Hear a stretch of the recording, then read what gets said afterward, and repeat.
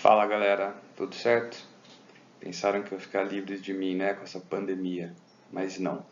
Estou aqui para a gente dar continuidade aos nossos estudos e a gente vai seguir com o nosso material. Vamos continuar com a aula de onde nós paramos. Então, conforme nosso último vídeo, onde a gente retomou os assuntos, nós havíamos parado, na verdade terminado o capítulo 3, no caso a aula 3 do livro de vocês, e agora a gente vai seguir a aula 4 e vamos trabalhar aí a mineração no período colonial e as atividades subsidiárias. Então, para quem está acompanhando pela apostila, abram por gentileza no livro 1, aula 4, página 89, para que a gente possa dar sequência, ok? Vocês vão ver aqui os slides, eles foram montados seguindo aquele roteiro, aquele resumo que eu mandei para vocês em anexo também. Ok? Então, se vocês quiserem pegá-lo, podem ficar à vontade. Todos os tópicos que vocês vão ver aqui nos slides são os tópicos que estão lá no resumo, então não precisam ficar preocupados em ficar pausando, em ficar anotando, porque é exatamente a mesma coisa, tá certo?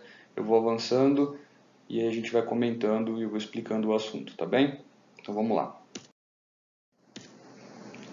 Antes da gente tratar o período da mineração, é sempre importante a gente trabalhar os antecedentes. O que aconteceu antes e como iniciou o período que a gente está estudando, que é o período da mineração. Então, o primeiro antecedente que a gente destaca para a mineração é a invasão holandesa ao Brasil. Se a gente fosse puxar um pouquinho mais para trás, a gente poderia até pegar lá na União Ibérica. Mas aí todo mundo já sabe, afinal foi o que a gente tratou na nossa última aula, por que ou qual é a relação entre a invasão holandesa e a União Ibérica. Então, para a gente economizar tempo, vamos partir da invasão holandesa ao Brasil. O que isso tem a ver com a mineração? Na verdade, a relação entre a invasão holandesa e o início da mineração é que os holandeses, além de terem invadido a região nordeste brasileira, eles também invadiram regiões na África que forneciam escravos ao Brasil.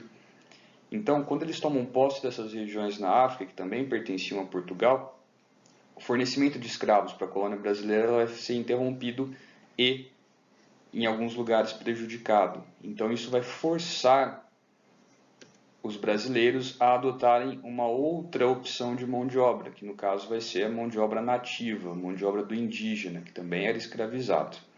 Tá, mas o que isso tem a ver com a mineração? Isso tem a ver com o fato de que a busca por esses nativos escravos ela é feita a partir de uma expedição chamada de bandeira, e é daí que vem os bandeirantes, e esses bandeirantes vão adentrar o território brasileiro, vão ir cada vez mais para o interior buscando essas mãos de obras, né, no caso dos nativos, e quanto mais eles adentram o interior, mais próximo eles vão chegando das regiões onde há ouro. E aqui é um fato importante que a gente tem que lembrar. As bandeiras, elas não iam exclusivamente atrás de indígenas, ok? Nós temos aqui alguns tipos de bandeiras. Existe a bandeira de apresamento, que no caso é essa que ia ao interior à busca de nativos. Mas uma mesma bandeira também, ela buscava metais preciosos, que a transformava numa bandeira de prospecção. E só para a gente poder completar aqui o assunto, além das bandeiras de apresamento e prospecção, nós temos o sertanismo de contrato, que era como se fosse uma atividade mercenária dos bandeirantes, eles vendiam seu serviço para destruição dos quilombos. Então, vamos recapitular. Uma vez que os holandeses invadem as colônias portuguesas na África que forneciam escravos, o fornecimento de escravos para a colônia do Brasil é interrompido ou prejudicado, forçando a captura do escravo nativo. Os bandeirantes passam a desempenhar um papel importante nesse abastecimento com mão de obra escrava, e as bandeiras, as expedições que eles realizavam na busca por essa mão de obra é que vão acabar encontrando ouro no interior do Brasil. Ok? Tudo certo até essa parte? Vamos dar sequência então. Nesse parágrafo que vocês acabaram de ver, é o que eu estou explicando, tá? Isso que eu acabei de dizer. Estou sintetizando aquilo que vocês acabaram de ver no slide anterior. Aí vocês têm esse mapa que mostra para vocês as regiões onde a mineração foi desenvolvida no Brasil. Então vocês podem ver que nós temos partes do estado de Minas Gerais, não todos. Temos também mineração no estado do Mato Grosso e em Goiás. Então todas essas áreas amarelas que vocês estão vendo aí no mapa são as áreas onde a mineração foi desenvolvida, tá certo? E aí então a gente entra propriamente no assunto a mineração para nós darmos sequência. Bom, o começo da mineração no Brasil ele foi feito sem grande controle da metrópole, afinal Portugal não sabia a quantidade de ouro que havia sido descoberta aqui não tinha dimensão da atividade que se desenvolveria, então bem no começo essa mineração ela foi feita de um jeito bastante irregular e sem muita fiscalização da metrópole. Tá? Essa mineração feita de maneira rudimentar, com pouca fiscalização, foi chamada de faiscação. Ela era feita especialmente por aventureiros, pessoas sozinhas que adentravam o território buscando esse minério, no caso o ouro. E como que eles faziam? Aí vocês estão vendo nessa imagem que acabou de aparecer.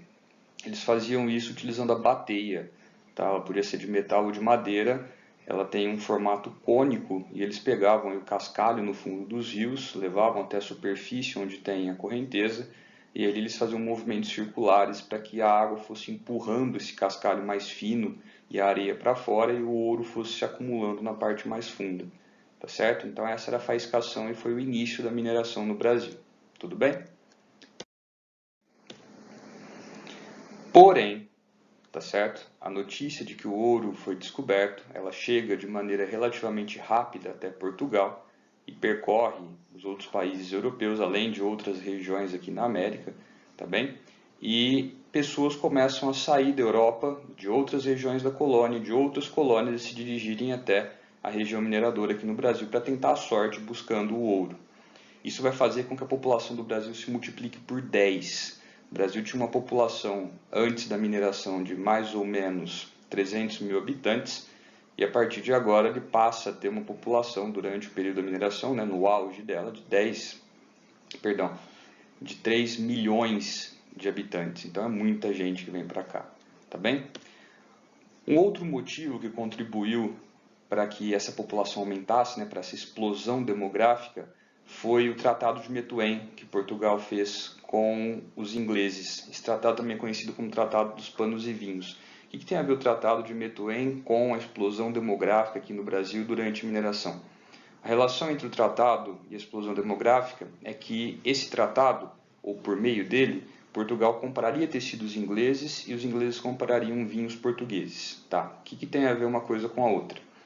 Quando esses tecidos ingleses entravam no mercado português, por conta desse tratado, eles não eram sobretaxados e passaram a concorrer com o produto português, ou seja, com o tecido feito pelas manufaturas portuguesas. A pouca diferença de preço entre o tecido inglês e o tecido português vai fazer com que as manufaturas portuguesas entrem em falência, ou seja, elas vão fechar. E os artesãos portugueses que se dedicavam a essa atividade, os tecelãos que dedicavam-se a essa atividade, eles vão ficar sem emprego, vão ficar sem trabalho, e aí junte a isso a descoberta de ouro aqui no Brasil. Então muitas dessas pessoas que vieram até a colônia, até o Brasil buscar ouro, eram pessoas que tinham ou tiveram seus negócios fechados devido à concorrência com os ingleses provocada pelo Tratado de Methuen. Okay? Então a gente tem que considerar isso também como um dos fatores que expulsou pessoas da Europa e atraiu, então por causa do ouro, essas pessoas até o Brasil. Tá bem? E aí, é importante que a gente destaque também que esse tratado entre portugueses e ingleses ele não era justo para Portugal. Hoje, na economia, a gente chamaria isso de deterioração dos termos de troca. O que é a deterioração dos termos de troca? Eu vendo um produto barato e compro um produto caro. Era o que acontecia nessa relação comercial entre portugueses e ingleses. Vinho, comparado com o tecido, era mais barato. Então, sempre que Portugal vendia vinhos e comprava tecidos, ele tomava um prejuízo. A balança comercial dele ficava negativa e ele, durante a mineração, passou a cobrir esse prejuízo, esse déficit, né, na balança comercial com o ouro do Brasil. Então, sim, a gente pode considerar que boa parte do ouro que foi extraído aqui no Brasil ele vai acabar nos cofres ingleses por conta desse prejuízo que Portugal tomava no comércio com os ingleses, resultado do Tratado de Methuen. Tudo bem? Conforme o fluxo de pessoas para a colônia ia aumentando, essas pessoas atraídas aí pelo ouro ou pela notícia de que havia ouro nessa região, vai levar a um dos conflitos, que é chamado, ou que compõe aquele quadro que nós chamamos de revoltas nativistas, tá bem? Esse conflito é a Guerra dos Emboabas, que vai envolver os bandeirantes, os primeiros que descobriram ouro na região, e essas pessoas que estavam vindo de outras partes da colônia, inclusive da Europa, para tentarem a sorte com o ouro também. Emboaba é o nome de uma ave, e era assim que os colonos eram chamados, tudo bem? De uma maneira aí pejorativa. Então, esse conflito ele se iniciou porque os bandeirantes queriam o controle sobre a região mineradora. Eles não queriam permitir ou queriam de Portugal a exclusividade na extração desse metal. Então, a exclusividade exigida pelos bandeirantes, mais o grande fluxo de pessoas para essa região, fez com que os bandeirantes passassem a expulsar, a atacar essas pessoas que se dirigiam à região. Isso levou a uma intervenção da metrópole, ou seja, uma intervenção de Portugal. Portugal vai enviar soldados que vão combater esses bandeirantes, que não queriam permitir que outras pessoas retirassem ouro também. Afinal, o interesse de Portugal era aumentar a produção e não garantir que os bandeirantes tivessem exclusividade. Então, ao enviar soldados até a região, isso vai desembocar em uma guerra, de um lado bandeirantes, de outro lado portugueses e demais colonos, e é óbvio que a gente não precisa aqui nem comentar que quem vai vencer essa guerra são os portugueses, por vários motivos. Um deles que a gente pode destacar é o fato de eles terem um exército profissional, né, treinado para combate, e os bandeirantes não serem combatentes treinados, apenas aventureiros. Tá bem? O que é importante a gente destacar a partir desse conflito? É que, uma vez que Portugal derrota esses bandeirantes que queriam monopolizar a extração do ouro, a administração da região mineradora ela vai passar a ser mais intensa, ou seja, Portugal vai intensificar a administração da região mineradora.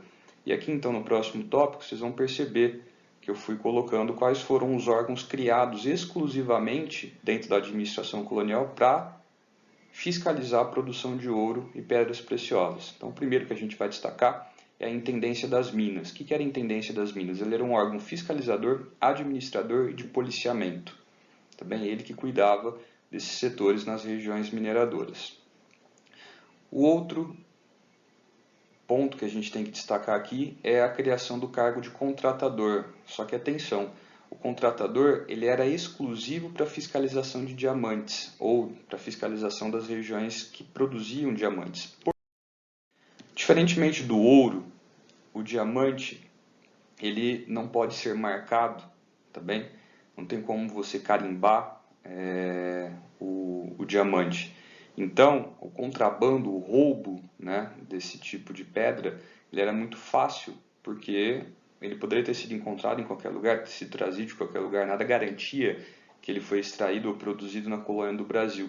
Então isso vai fazer com que Portugal tenha um olhar diferente para a região produtora de diamantes, no caso é a cidade diamantina, que tem esse nome justamente por isso, e com base nisso Portugal cria esse cargo de contratador. Tá bem? Quem aqui já leu a obra ou já assistiu a novela da Chica da Silva, que prestou atenção, Chica da Silva foi casada com um contratador na região de Diamantina, tá bem? Essa pessoa que era responsável pela fiscalização da produção dessas pedras. Tá bem? Bom, as regiões produtoras de ouro, por sua vez, elas passaram a ser divididas em lotes, tá bem? Esses lotes a gente pode subdividi-los em dois grupos, dois tipos diferentes. Quais são eles? Primeiro, as datas. O que eram as datas? Datas eram os lotes com as medidas oficiais, iniciais de exploração, tá bem?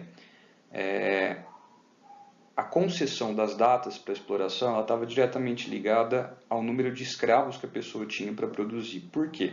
O interesse de Portugal é que a produção de ouro, que a exploração fosse em grande escala.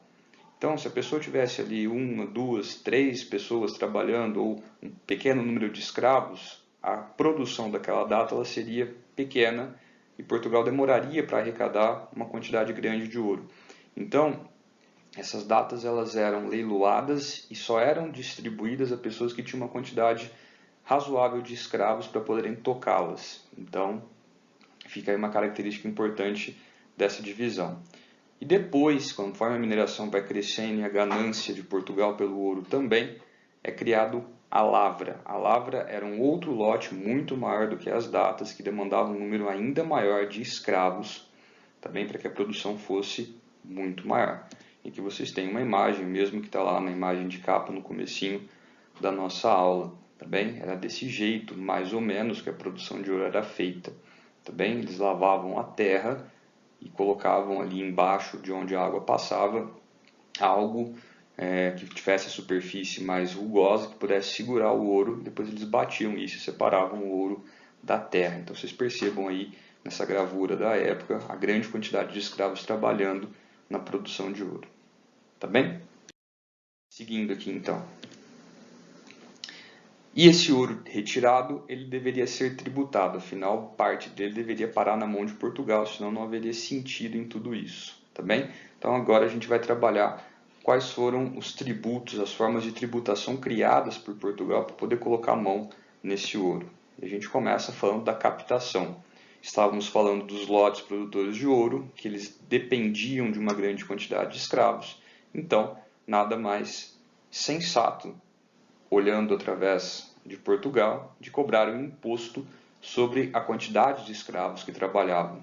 Então, primeiro Portugal exigia uma grande quantidade de escravos para trabalhar na mineração e depois passou a cobrar um imposto chamado captação, com base na quantidade de escravos utilizados na extração de ouro, tá certo? Seria mais ou menos aí o imposto que a gente tem hoje chamado de imposto trabalhista, tá certo? Que é cobrado em cima da contratação de cada funcionário. Naquela época era cobrado imposto em cima de cada escravo colocado na mineração. E aí nós temos a efetivação da cobrança do quinto. Tá? Duas coisas importantes que a gente tem que falar sobre o quinto. Quais são? Primeira, o quinto ele condizia ou correspondia à quinta parte do montante total de ouro produzido. Então vamos supor que você extraísse 1 kg de ouro. Desse 1 kg de ouro, 200 gramas deveriam ser entregues a Portugal na forma de imposto, e esse era o imposto chamado de quinto, tá? Daí o nome, quinta parte, 20%, tá bem? Segunda coisa que a gente tem que falar sobre o quinto, qual é? O quinto sempre existiu, por isso que eu coloquei ali aquele asterisco na palavra efetivação, tá bem? O que eu estou querendo dizer com isso? Estou querendo dizer que desde o início da colonização, desde que Portugal dividiu o território em capitanias hereditárias e desde que Portugal assinou com os capitães donatários lá no comecinho do século XVI um documento chamado Foral. O que era o Foral? Era o documento que estabelecia as obrigações e os direitos desse capitão para com a sua respectiva capitania. Desde esse momento já existia o quinto, ou seja, ele já estava estabelecido. Tá, mas por que a gente nunca falou do quinto antes? A gente nunca tinha falado porque quando os portugueses iniciam a colonização do Brasil não foi descoberto o ouro, diferentemente das colônias espanholas. Aqui no Brasil, a descoberta de ouro vai demorar. A gente está tratando aqui do comecinho do século XVIII, que é o início da mineração. E o Brasil já é ocupado por Portugal desde o começo do século XVI. Então, são quase 200 anos de diferença entre o início da colonização e a descoberta do ouro. Okay? Mas o quinto sempre existiu. Agora, com a descoberta do ouro, ele passa a ser cobrado. Então, a gente colocou a palavra a efetivação da cobrança. Tá certo? Seguindo, quem cobrava o quinto? Como que esse quinto era cobrado? Portugal vai resolver essa questão de um jeito simples. Ele vai chegar e vai dizer que o ouro dentro da colônia do Brasil, para que ele tivesse valor, ele precisaria ter um carimbo da coroa portuguesa, igual esse que vocês estão vendo aí nesse lingote de ouro que acabou de aparecer. O ouro que não tivesse esse carimbo era um ouro, vamos colocar assim, ilegal, então ele não teria valor dentro do Brasil, tá certo?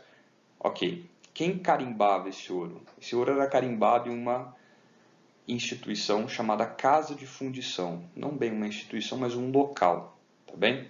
A Casa de Fundição recebe esse nome por quê? Porque todo o ouro extraído deveria ser levado até esse local. Nesse local esse ouro era pesado. O quinto era descontado, ou seja, os 20% do montante de ouro era descontado e destinado a Portugal. E o restante do ouro, ou seja, os 80% que eles sobravam, eram pesados novamente e derretidos, daí o nome, casa de fundição. Uma vez que isso era derretido, ele era então moldado e carimbado, do jeito que vocês estão vendo aí na imagem, tá bem? Não preciso nem falar para vocês que os colonos não gostaram nem um pouco da criação da casa de fundição, tanto não gostaram que isso levou a uma revolta, outra das revoltas nativistas que a gente estuda, a chamada Revolta de Filipe dos Santos ou Revolta de Vila Rica. Tá? Só para constar que Vila Rica não existe mais hoje com esse nome. A Vila Rica hoje chama-se Ouro Preto, também é uma cidade. A criação da Casa de Fundição levou à Revolta de Filipe dos Santos ou Revolta de Vila Rica, onde os colonos se revoltaram com a possibilidade, na época da criação da Casa de Fundição, não queriam que Portugal criasse esse mecanismo de cobrança.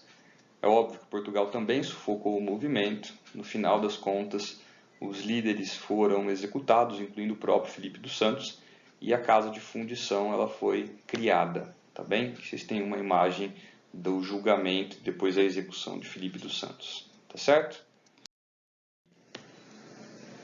E aqui a derrama, tá bem? Foi um imposto criado lá no final do período minerador. Falo final do período minerador porque esse imposto foi criado justamente devido à decadência na produção de ouro. Como o ouro é um recurso natural, quanto mais você extrai, mais ele vai se tornando escasso, ele vai acabando literalmente. Então, conforme o ouro aqui no Brasil foi acabando, Portugal se deparou com a seguinte situação: ele estava acostumado e havia criado contas em cima de uma arrecadação anual de ouro, e de repente ele viu essa arrecadação diminuir porque a quantidade de ouro estava diminuindo. Então, para resolver esse problema, ele estabelece uma meta: a região mineradora deveria produzir um montante anual de 100 arrobas de ouro, tá? Isso daria aí mais ou menos 15 mil quilos de ouro ano, tá certo? E caso a região não produzisse, seria executada então a derrama. O que é a derrama? Os oficiais da coroa portuguesa, os soldados, eles entrariam em casas, estabelecimentos, recolheriam objetos de ouro até que a meta fosse batida, tá bem? A derrama nunca chegou a ser executada, tá bem? Mas a possibilidade da execução da derrama fez com que ocorresse no Brasil aí a primeira conspiração, que, diferentemente das revoltas nativistas, que tinham um motivo mais local, ok? E não previam ou não exigiam a separação em relação a Portugal, na região mineradora, incentivados pela derrama e incentivados também pelas ideias iluministas, principalmente aí a ideia de liberdade, nós temos a organização da Inconfidência Mineira. Também a Inconfidência Mineira é uma conspiração organizada por mineiros, né, pelas pessoas que viviam na região mineradora, contra a coroa portuguesa e exigindo aí pela primeira vez na história do Brasil a independência. É óbvio que há pontos que a gente tem que destacar em relação à Inconfidência, como por exemplo, não se tem ao certo a clareza, tá? Não está claro se eles queriam a independência do Brasil ou apenas da região mineradora. Foi um movimento elitista, portanto, não existia como proposta a abolição da escravatura, ok? Mas é válido que a gente lembre que ele foi o primeiro movimento na história brasileira e colonial que exigia ou que pedia pela separação política entre Brasil e Portugal. Retomando, motivos. Por que eles quiseram isso? Por que a vanguarda desse movimento? Eles foram influenciados pelas ideias iluministas. Mas como que eles tiveram contato com o iluminismo? Muito bem. Os filhos desses mineradores, pessoas ricas da elite colonial, eles iam estudar na Europa, e a gente está falando do século XVIII. E lá na Europa, nesse mesmo período, foi onde as ideias iluministas começaram a surgir. Uma vez que eles retornaram ao Brasil, ou retornavam à colônia, eles traziam consigo essas ideias, ok? Isso misturado ao contexto de dominação colonial, mais as imposições arbitrárias de Portugal, como a derrama, fez com que esses colonos passassem até essa ideia de independência, de separação política. Tudo bem? Aqui a gente tem essa imagem que sempre aparece toda vez que se fala em Inconfidência Mineira. Essa imagem, inclusive, já foi cobrada em questões de vestibular, onde era pedido que se interpretasse, ok? O quadro essa figura que vocês estão vendo aí, que é um quadro do Pedro Américo, tá bem? Bom, de que maneira a gente pode interpretar esse quadro? Vocês têm aí o Tiradentes, depois de enforcado ele foi esquartejado, então vocês têm as partes do corpo dele. E essa é uma pintura que faz uma referência entre Tiradentes e Jesus Cristo, ambos martirizados, né? Cada um por um motivo diferente, óbvio, mas ambos martirizados. Ela foi uma pintura construída no momento da independência política do Brasil, finalmente, né, da independência política do Brasil, lá no século XIX, em 1822, e ela tem por objetivo aí ressaltar, destacar esse pioneirismo do Tiradentes em lutar pela independência do Brasil desde o século anterior. Tudo bem? Bom, aqui um negócio que pode soar como uma curiosidade, mas é interessante a gente trabalhar. O que é? É o contrabando de ouro para fora da região mineradora. Quanto mais Portugal apertava o laço fiscalizador, quanto mais Portugal acirrava a fiscalização e a cobrança de impostos, mais as pessoas, os contrabandistas, criavam maneiras inusitadas e criativas para contrabandear esse ouro para fora da região mineradora, ouro e pedras preciosas, né? Também para fora da região mineradora e para fora da colônia do Brasil, ok? Como que eles faziam isso? Escondiam na roupa das mulheres, contando que os guardas, os fiscais não iam fiscalizá-las, né? Não iam tocar para ver se tinha alguma coisa, por conta da moral da época. Ainda hoje, né? Nós temos ideias semelhantes, mas enfim, na época era bastante diferente. Eles escondiam ouro também no lombo do gado, principalmente da mula. Sim, eles faziam um corte com uma faca, colocavam ouro por baixo do couro, costuravam aquilo e levavam para fora da região mineradora. Nem tanto com ouro, mas principalmente com as pedras preciosas, que eram menores, tá bem? E o jeito aí mais inusitado, e a gente pode falar até engraçado, de contrabando de ouro e pedras preciosas é você fazer imagens de madeira de santo, só que essas imagens eram ocas justamente porque você preenchesse a parte interna com ouro ou pedras preciosas. Okay? Era uma imagem, vamos colocar assim, falsa, que o objetivo dela não era a adoração, e sim contrabando de ouro. Isso rendeu aquela expressão santo do pau oco, que você geralmente atribui ou diz para aquela pessoa que é falsa, que tem certa falsidade, então daí a relação. Tudo bem? Seguindo. O próximo item que a gente vai trabalhar é a economia e a sociedade da região mineradora, tá bem? Primeira coisa que a gente tem que destacar. Enquanto a sociedade construída em torno do açúcar era uma sociedade rural, uma vez que a produção de açúcar, a indústria de açúcar foi instalada no meio rural, o ouro ele foi uma atividade urbana, porque a mineração ela se instalou e em torno das regiões mineradoras foram surgindo cidades, ok? E aí a gente leva a uma outra característica, ok? Qual? A sociedade mineradora era uma sociedade urbana, com características urbanas, com uma vida urbana, diferentemente da sociedade construída em torno da produção do açúcar, tá bem? Aqui vocês têm uma imagem da cidade de Ouro Preto, em Minas Gerais, antiga Vila Rica. Okay? Ela é uma cidade tombada pelo patrimônio histórico brasileiro, ou seja, as construções, igrejas, casas, elas mantêm ainda o estilo do século XVIII, o estilo colonial da arquitetura portuguesa do século XVIII. Tá bem? Isso é uma das provas de que a atividade mineradora e a sociedade eram urbanas. Além de Ouro Preto, a gente pode destacar também Mariana, Diamantina, que eu comentei anteriormente, tá certo? Seguindo, economicamente falando, a mineração ela era uma atividade muito mais barata do que a produção de açúcar. Por quê? Porque ela exigia daquele que desenvolvia a atividade um investimento inicial muito menor. Ah, mas precisava de bastante escravos. Sim, mas se você for pegar a atividade ligada ao açúcar, além da grande quantidade de escravos necessários, também era necessária a montagem de todo o engenho.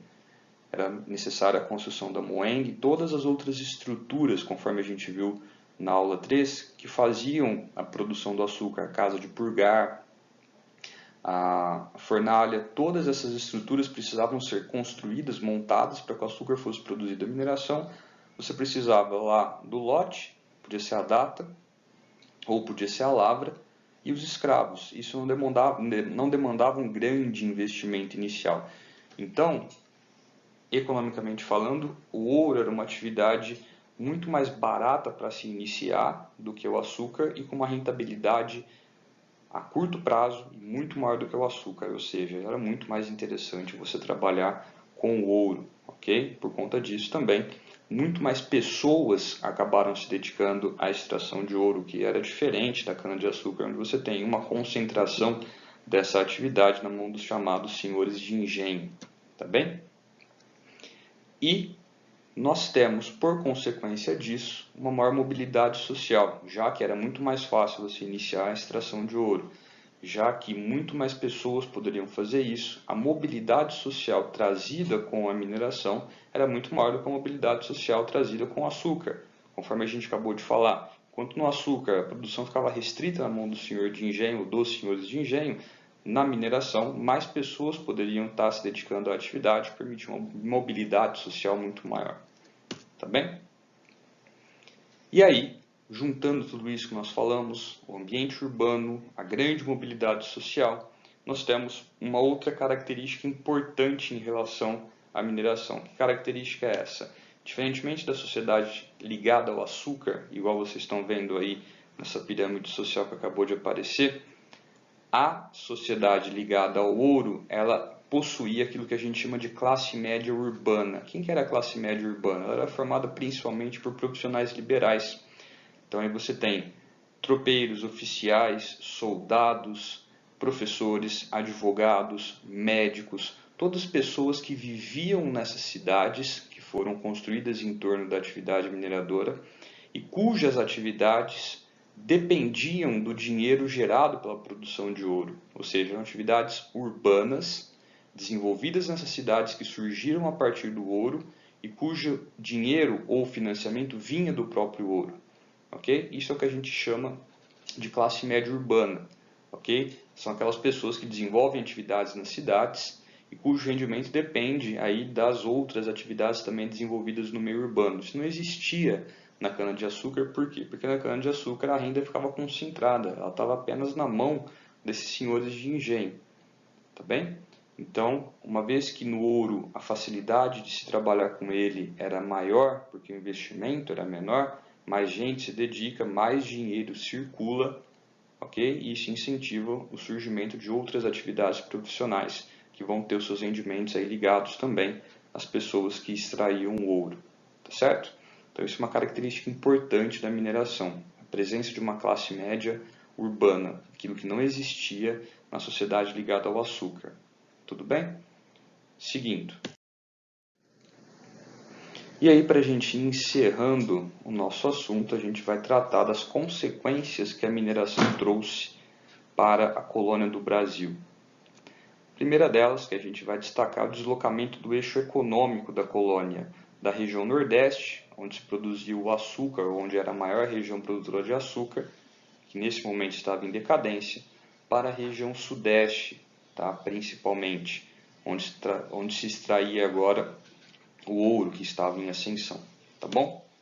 Outra consequência, também ligada a essa mudança do eixo econômico, é a transferência da capital. A capital do Brasil, até antes do início da mineração, era Salvador, região Nordeste, e agora ela passa a ser o Rio de Janeiro, região Sudeste. Motivo: o Rio de Janeiro estava mais perto da região mineradora do que Salvador, então era mais fácil para Portugal montar todo o seu aparato fiscalizador em torno do ouro, ok? E efetivar essa fiscalização. Então a capital vai ser transferida de Salvador para o Rio de Janeiro para que ela ficasse mais próxima da região mineradora e facilitasse a fiscalização do ouro. Tudo bem?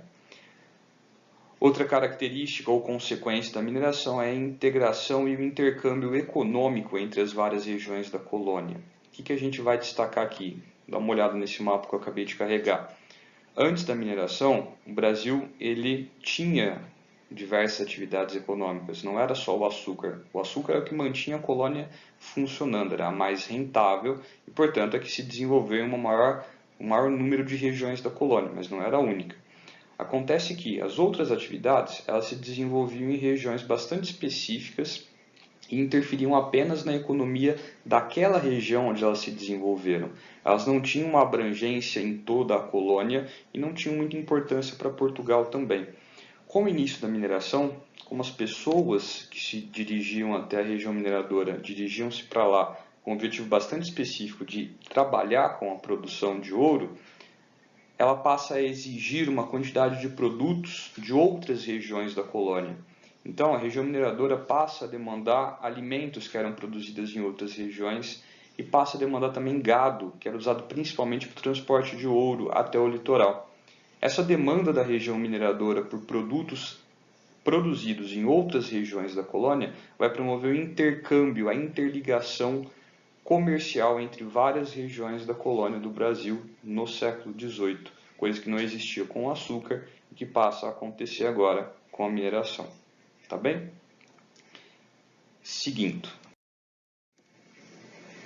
nós temos como outra característica a interiorização da ocupação territorial. O que significa isso? O açúcar ele era produzido na região litorânea, porque no litoral? Devido ao fácil acesso e devido à ocorrência de solos férteis, como o solo de Massapê na região nordeste e o solo de terra roxa na região sudeste.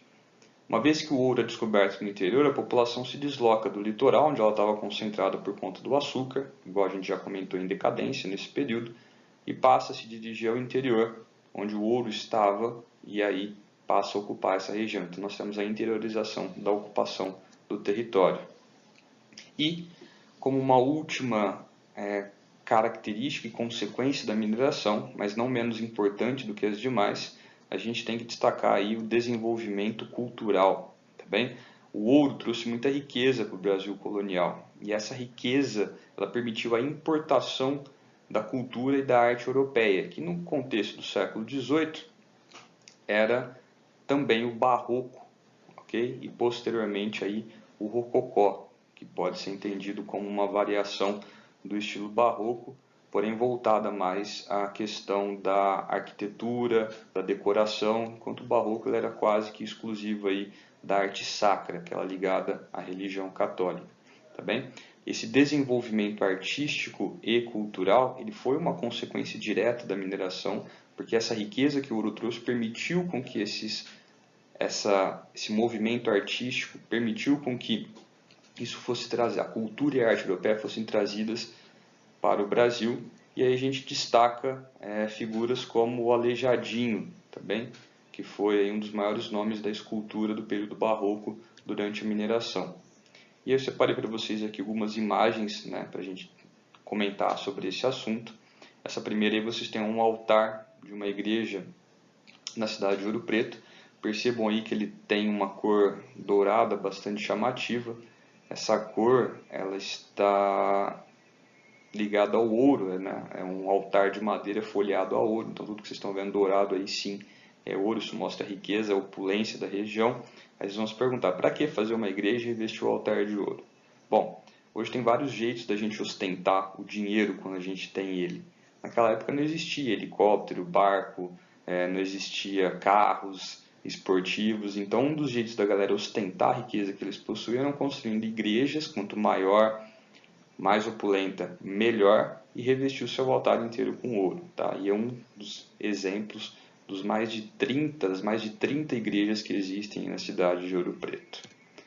E aqui a gente tem uma imagem, também uma escultura em madeira de um anjo, feita por Aleijadinho, a mesma que vocês têm na apostila de vocês. Também isso mostra o estilo barroco da escultura. Ele é um estilo mais sombrio, com imagens e feições mais tristes, tudo bem? Sem a grande utilização de cores ou utilizando cores menos vivas, tá bom? Aqui é uma igreja no estilo barroco, tá? Então vocês percebam aí a organização, o formato mais arredondado, inclusive das torres. Embaixo, que acabou de aparecer, uma igreja em estilo rococó. Percebam que há aí uma semelhança, mas o que chama mais atenção é a diferença. Enquanto o barroco ele tem essa configuração mais arredondada, o rococó ele tem traços mais retos. Tá bem? De novo, ele era voltado à decoração, mais a decoração, mais a arquitetura, enquanto o barroco é destinado mais à arte sacra. E aqui por último a gente tem uma pintura também do teto de uma dessas igrejas. Se vocês olharem ali na primeira imagem, vão ver que o teto também era decorado e ela reflete também o estilo de pintura barroca. Tá certo? Bom, esse é o final, né, da mineração. Espero que vocês tenham entendido, que não tenha ficado nenhuma dúvida. Estou aí à disposição caso surja alguma coisa que vocês queiram tratar. E para a gente finalizar a aula 4, ficou faltando a gente trabalhar as atividades subsidiárias, aquelas que eu comentei lá atrás, que já existiam e que acabavam tendo uma interferência mais local, e algumas delas com o início da mineração passam a se integrar com a atividade mineradora. Nós começamos falando do algodão. O algodão ele também ganha uma proporção no século XVIII no território brasileiro, em regiões como Grão-Pará, Maranhão, Ceará, Rio de Janeiro e Goiás. E o que dá essa proporção ao algodão é o início da Revolução Industrial na Inglaterra. Ou seja, como a primeira indústria que surgiu foi a indústria têxtil, o aumento na demanda por algodão, uma das matérias-primas usada na produção desses tecidos, vai fazer com que a produção de algodão aqui no Brasil cresça também.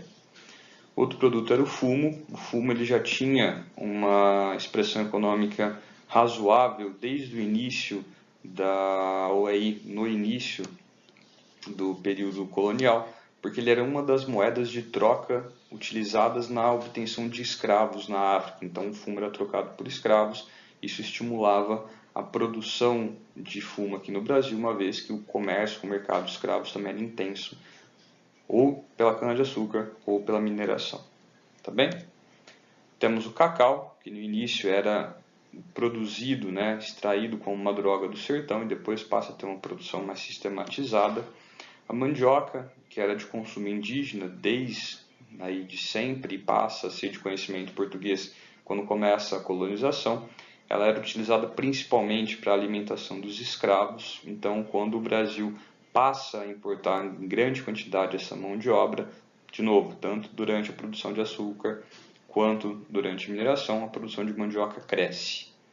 Temos a pecuária, que se desenvolve principalmente no interior da região Nordeste e na região Sul do Brasil, e a pecuária ela ganha aí uma expansão conforme a mineração se intensifica. Qual que é a relação entre as duas? O gado criado na atividade mineradora, ele era utilizado principalmente para o transporte desse ouro do interior do Brasil até o litoral, ok? Então, pecuária e ouro são atividades que vão crescer juntas e aí é o principal exemplo de integração econômica que a gente tem no Brasil colônia, tá certo? Bom, pessoal, esse é o final da nossa aula 4, tá bem? Espero que vocês tenham entendido, que tenham compreendido. Me desculpem caso eu tenha falado muito rápido, afinal é a primeira vez que eu estou gravando uma aula nesse estilo, estou mais acostumado aí à sala de aula, chamando a atenção de vocês para o assunto, conversando, debatendo, trazendo pontos, resolvendo as dúvidas que vocês possuem ali na hora. Como não tem como eu saber quais as dúvidas surgiram, vou me deixar aqui à disposição para que vocês me procurem ou que mandem essas dúvidas, pode ser mesmo lá no Google Classroom, para que a gente possa ir tirando. Aqui eu vou deixar para vocês um pedido. É muito importante que, devido a essa nossa nova configuração de aula, que vocês façam as tarefas online lá no portal SAS. Vou explicar por quê. A partir da tarefa online eu consigo, pelo relatório, saber o que vocês erraram e aquilo que vocês não tiveram dúvidas, certo? A partir das dúvidas de vocês eu posso gravar um outro vídeo resolvendo, explicando quais foram essas dúvidas, explicando para vocês por que aquela questão está certa ou qual foi o erro que vocês tiveram. Então, por gentileza, façam a tarefa online para que eu possa ter esse feedback e possa trabalhar as dúvidas com vocês, tá bem? Na semana que vem, caso a gente continue com esse modelo de aula, eu trago para vocês a continuação do nosso assunto, agora na apostila 2, a nossa aula 5, ok? Muito obrigado pela atenção de vocês e até a semana que vem. Um grande abraço a todos.